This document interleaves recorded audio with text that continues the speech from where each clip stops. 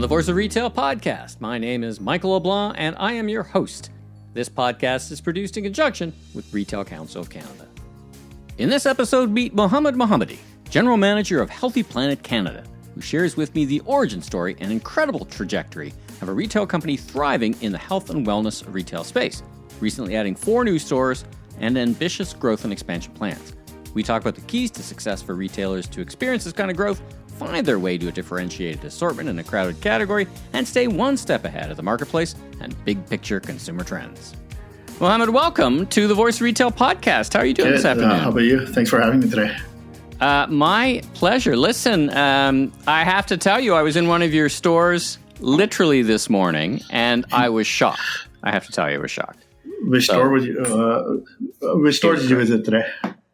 I visited my local store is at Dixie Dundas in Mississauga, and my experience of the store was great people, a little crowded, a little tight. I walked in and I'm like, what the heck happened here? It's a huge store now. So not only are you opening new stores, but you're expanding, right? Yeah, so Dixie and Dundas was our 4th location.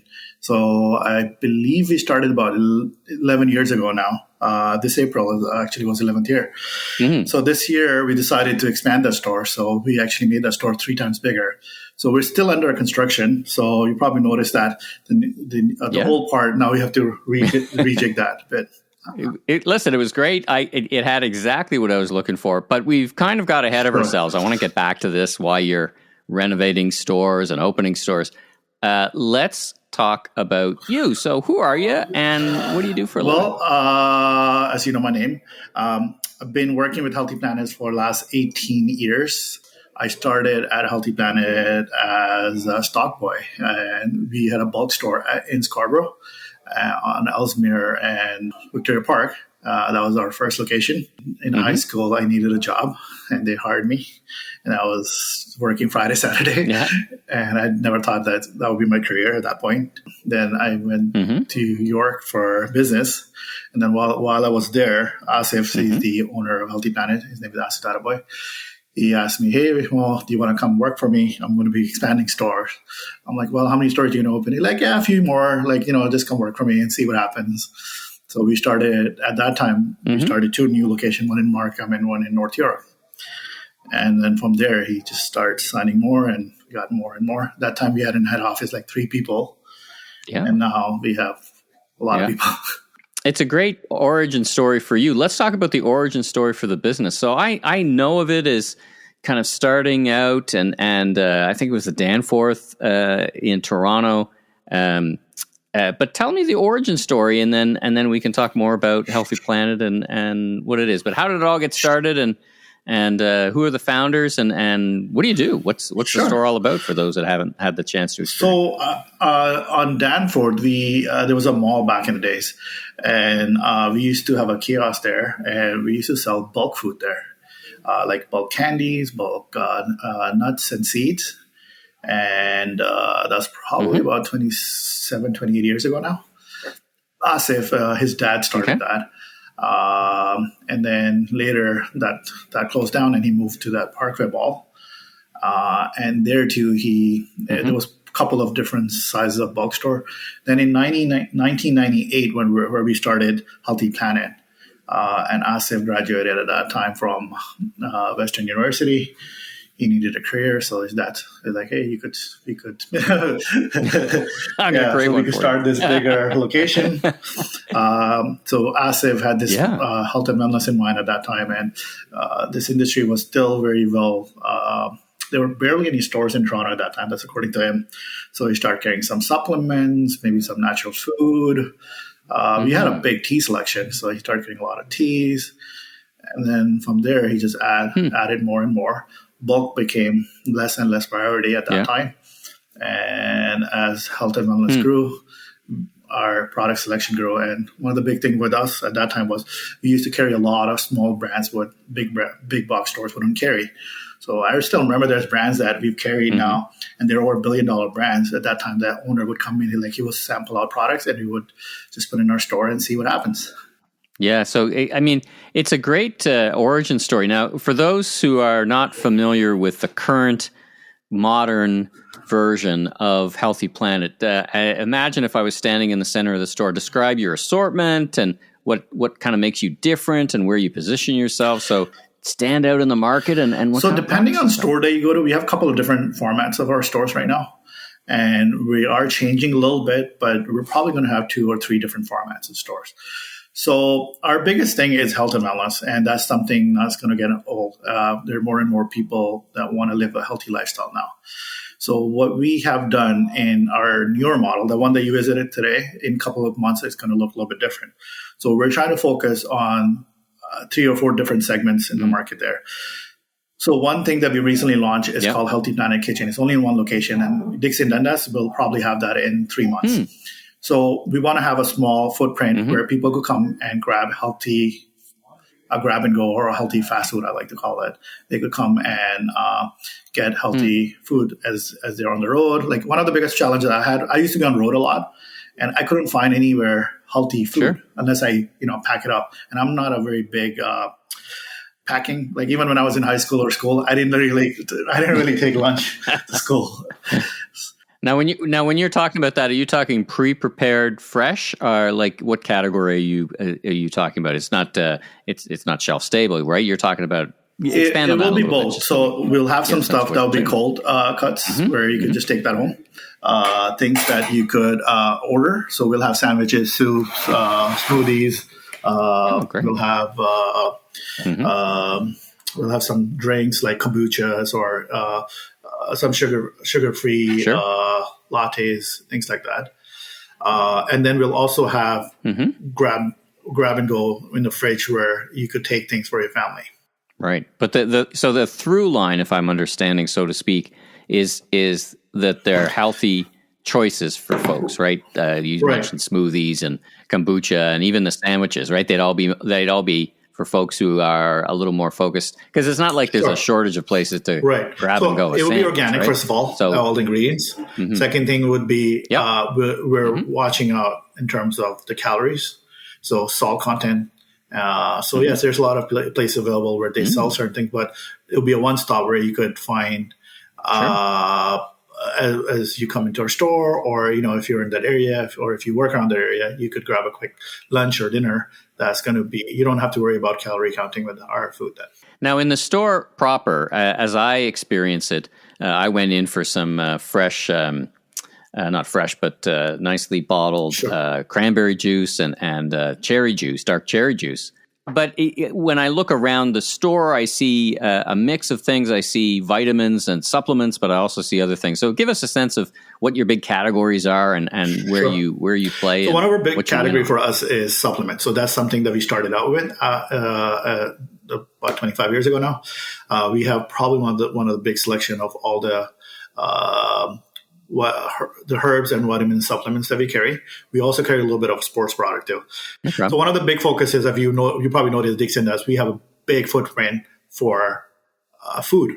So 60% of our store now is all food. So either dry product, dry 60%. Products that we have there. Then we have frozen items. We also carry in that particular store. We're also going to be carrying organic produce. We're going to have a huge deli department there too.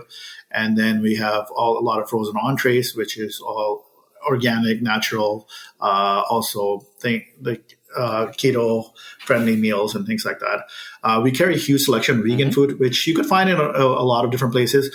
But we tend to bring brands which a lot of big stores cannot carry because those brands are not big enough yet, or they don't have enough supply chain yet to be able to carry in bigger footprints.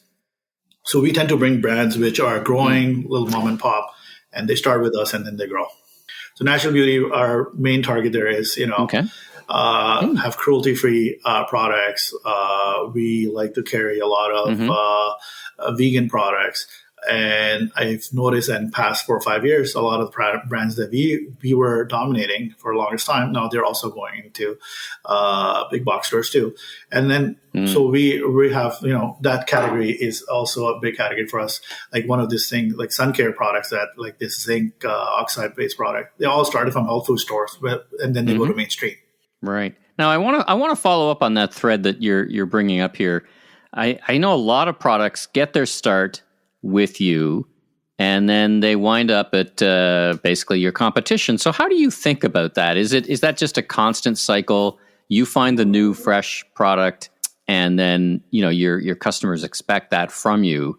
And then, but some of these categories are pretty crowded, right? Like supplements. There's supplements at pharma and other things. How do you think about that when you're choosing your merchandise partners, your vendor partners, and growing them together with you, as opposed to like basically making the business for them and having them go to your competitors? That's hard. Right? It's an evolution of any brands, because the brands have targets. They want to hit a certain milestone. Some brands have targets they want to sell. So in order for them to grow, they need to go to the mainstream stores. And I've seen that with a lot of products, and it's normal. So for us, the product in any category doesn't remain constant. It's all constantly changing. And that's the reality of our industry. And that's the beauty of our industry, where we're constantly bringing new innovative products, which will become mainstream eventually. And which is good, because, mainstream targets more people, and the more healthier people we have in the world, the better it is for us. So, any major brands that you see in the mainstream right now, it all came from health foods industry. And we have a lot of new brands that are coming in, new categories that are coming in that never existed before. I remember 10 years ago, we were the only people that used to carry a gluten-free product in our industry. Now you see them in every mainstream market. Yeah. So I don't really consider that an issue, as long as you're innovative. You have people that are looking for quality ingredient products, and things are constantly changing. And now we're getting a lot of products from Europe, Asia. So the categories are constantly growing. I'll just give you an example. In supplements, 10 years ago, nobody knew about collagen or mushrooms. Now there's so many studies that are happening on mushrooms, and mushroom is a huge category. You can even see mushroom drinks now, which never existed before. Would you agree that the category is mushrooming? There you go. Probably it's mushrooming. So like kombucha, I remember the first time I tried kombucha, I thought it was disgusting. But now you see kombucha everywhere. It's a huge category, right? Do you still think it's disgusting, or are you just happy that the original kombucha without flavor is very difficult to drink? That was a bit rough. Yeah, that was. Sometimes some of these products, you have to build a tolerance or taste bud to it. Like I remember fish oil. Nobody wanted to drink fish oil. Now everybody drinks fish oil. The fish oil is the biggest category in North America in terms of supplement category. Yeah. Oh, I didn't know that. Now, a follow-up question for you, because I was actually in and connected to the supplement business myself. I was CMO for a company called Herbal Magic for a while, which was weight loss, but we had healthy supplements. So I went to a couple of big conferences in Vegas, the big supplement shows. Is that how you find your new vendors? I was just at the Seattle Food Show last week, for example, in Toronto, and lots of innovation happening. How do you discover these new vendors? And I guess it's a mix of them discovering you, but you must pound the pavement, so to speak. So we travel to a lot of different shows. We were just in Anaheim in March for a big, probably the biggest health food show that happens. And we have a category managers. They're constantly meeting new vendors, new category leaders, and we're constantly looking online. We have a big team in terms of like different category managers that are traveling, and they're trying to find things. One of the things in Canada, we get products a little bit later because we have label loss, which is impacts us. Supplements, we need NPN number. So a lot of things that you will see, like when you go to US, you might see things which start 2 or 3 years ahead of us. And I remember when we had big kombucha, like kombucha market was growing in the US, and we barely had anything, but then we have now so many of them. I guess the advantage is, and I've been in a not dissimilar place, is that you can watch and see what's successful in the US market and then kind of cherry pick a little bit from, a couple of years of their experience, right? I mean, I think your category managers probably agree that they keep an eye on, they get a bit of it's a disadvantage and an advantage, right? The Canadian rules, because you do get to see what the market likes. Like you said, there's a disadvantage, advantage. Sometimes certain ingredients or certain products in Canada, they never sell. And, but other times they do. One of the big challenges that we face in that segment is that there's a big consumer demand, and those products are not available. So then people start ordering online from US or they start, different options available for them. Yeah. But whatever they do. We just hope to get things a little bit faster. That's all. Well, what brought us here today, what got my attention and what got me to meet you, which is fantastic, is announcing 4 new stores. So listen, you're not the only retailer opening stores, but it's not a terribly long list. You're expanding. Tell me what's working for you. And you've got e-commerce, I believe, as well. What's working for you? What gives you the confidence that opening physical stores today is the best move? As a team, we're really confident that opening physical location is the best for us because we stand for health and wellness. And when people have issues, they typically go to retail stores still. Yeah, they look at online, but they still want to go talk to somebody. So, which is still our top priority. Mm-hmm. And we also believe that, having customer service or talking to customers or as they come in with their issues is a really important part of our health and wellness, and our growth strategy has been on that, how we could help people. Mm-hmm. And our customer base is very loyal and they really trust us with a lot of products that we carry. And we have a personal relationship in every store with our customers, our managers, our nutritionists, our sales associates that are working. And I remember when I worked at the store, we used to build a one-on-one connection with most of our customers because most of our customers used to come at least once a month and talk to us about it. And some of our customers used to come every week. Now we have everyday products, so they're coming more and more. So providing people with a space where they feel comfortable sharing their experience and where they could talk about their day-to-day issues. And this is an important part of our business. Now, a couple of follow-up questions. So as you think about stores, there's a great conversation going on about a very, a more sophisticated understanding of what and how stores integrate with things like online, that it's kind of a 1 + 1 = 3. They don't compete with each other. But there's been some retailers who have now started assigning costs or marketing costs, so to speak, to the store because they realize the store helps them grow their share in the community, whether it's online or whether it's in the physical store. Has that been your experience that when you go into a new community, you grow together with all your channels or with both the ways you think about it? What's been your experience? We focus on both. Online is we've been doing. We had our online store for now 12 years, and it's a big focus for us. Mm-hmm. But at the same time, we don't neglect stores at all. We are constantly opening new stores, and we feel that there's a space for both. I was talking to one of the marketing agency the other day, and they were telling me that in North America today, most people still shop at the retail level. They were saying something like 90% still shop at retail stores. And we saw that in COVID too, that the stores were busy. People were still coming out to the stores, even though when we had a limit of 10, 15 customers at any given time, or 20, depending on the store, our stores were still packed.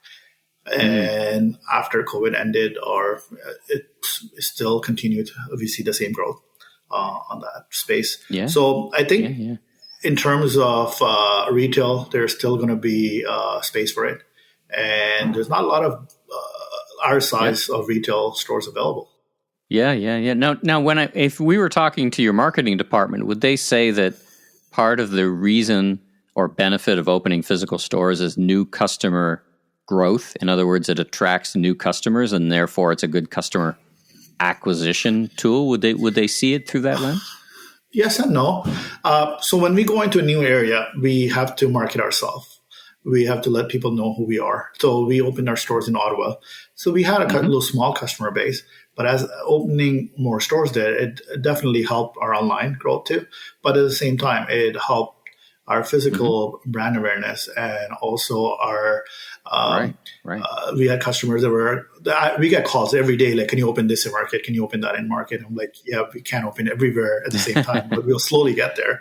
But at the same time, but thanks for asking. Thanks for asking. We get people calling all the time that from different provinces that they would like us to be there because the product selection that we have, the category that we, especially now with our organic groceries that we're adding more and more to it, people feel that they're more connected to us than ever.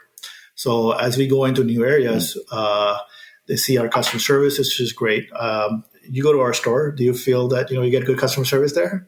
Yeah, I mean, today, your people are great. I mean, I was a little like dumbfounded because I walked in the store. I must have looked like I walked in the wrong store because I realized the wall was gone.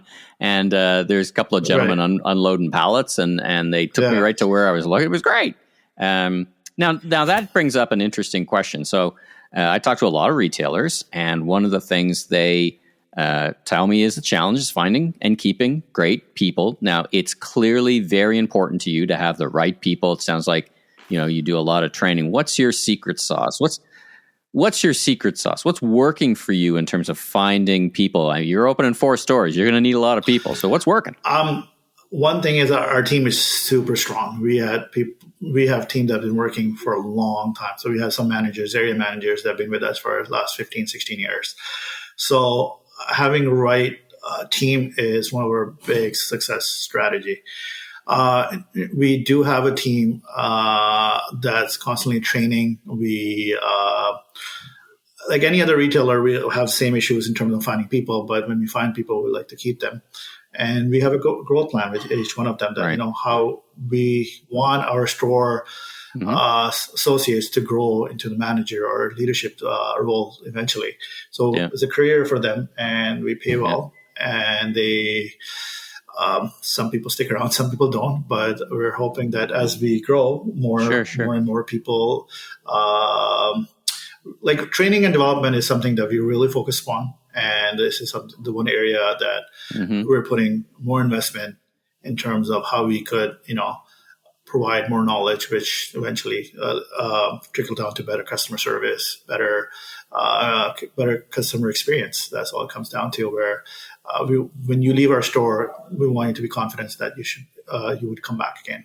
I was going to say, has it been your experience that the kind of people that you hire that stick around and are successful are leading the same kind of, let's call it, healthy lifestyle? Like they're really passionate about the product, or do they grow to be passionate about the product and just see a great opportunity to work for a great retailer? It's a mix of both.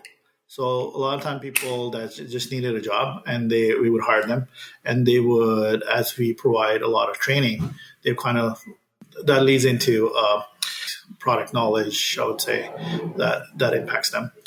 But we have mixture of both. We have people that are super passionate, and they're into like either supplements or grocery or both, and they would slowly grow into the store. Or people that start fresh and had no clue about any of the products that we carried, but they slowly grow into it because they see their coworkers, they see their associates, peer associates in terms of what they're doing. So it's normally if they stick around long enough, they will grow with our company.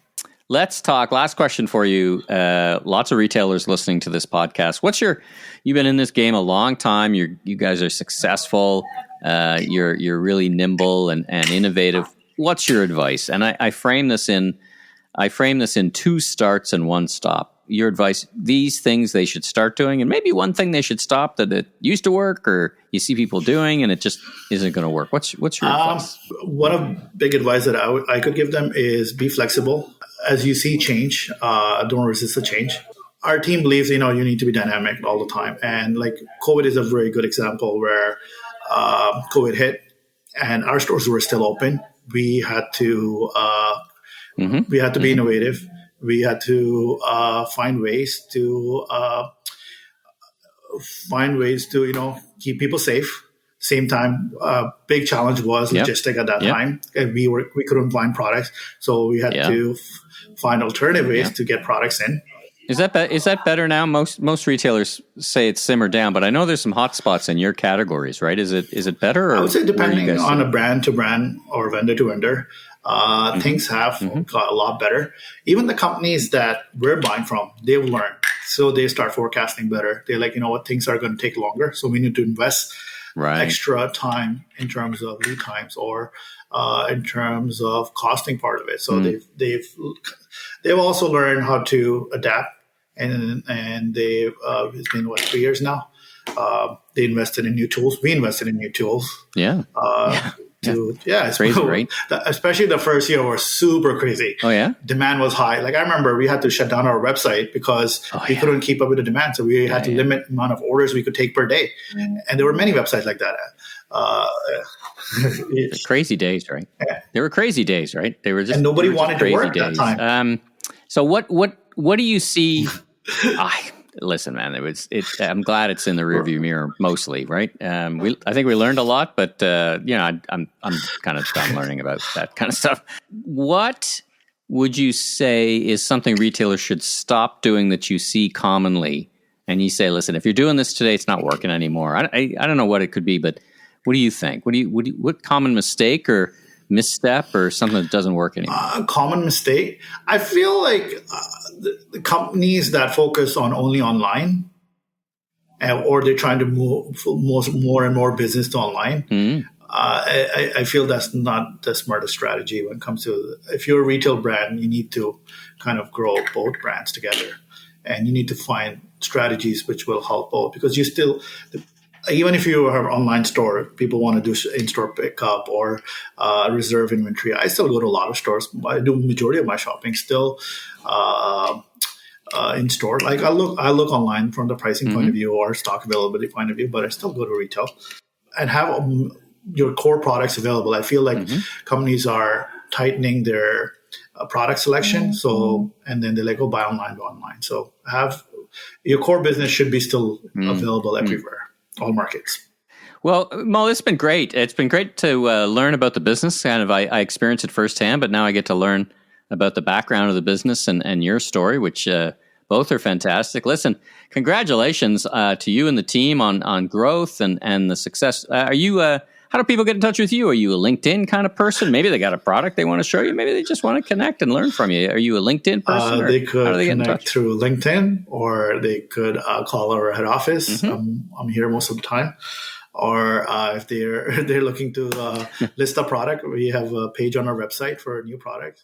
A lot of our community events that we do, they contact us all the time. So if anybody have any community events and things like that, we partner with a lot of different. So one of the big thing for us is focusing on our communities locally. So we sponsor a lot of basketball, baseball teams, or any major events that happen. So our stores are connected through our community, and that's been our target from day one. And as we go into new markets, we try to focus on. COVID was difficult, but we're slowly getting back to that now. Well, listen, Mo, thanks for taking time to talk to me. You're no doubt super, super busy, and it's been a real treat to talk to you on the podcast. So thanks for making the time. And like I said, I wish you and the team really appreciate your time and talking to us today.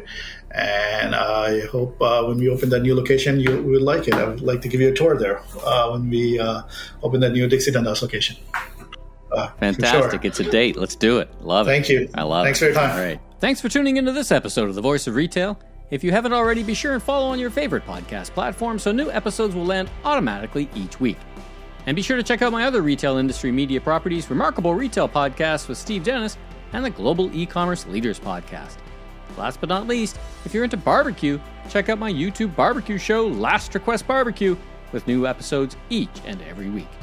I'm your host, Michael LeBlanc, consumer growth consultant, president of Emmy LeBlanc and Company Inc., Maven Media, and keynote speaker. If you're looking for more content or want to chat, follow me on LinkedIn or visit my website at meleblanc.co. Safe travels, everyone.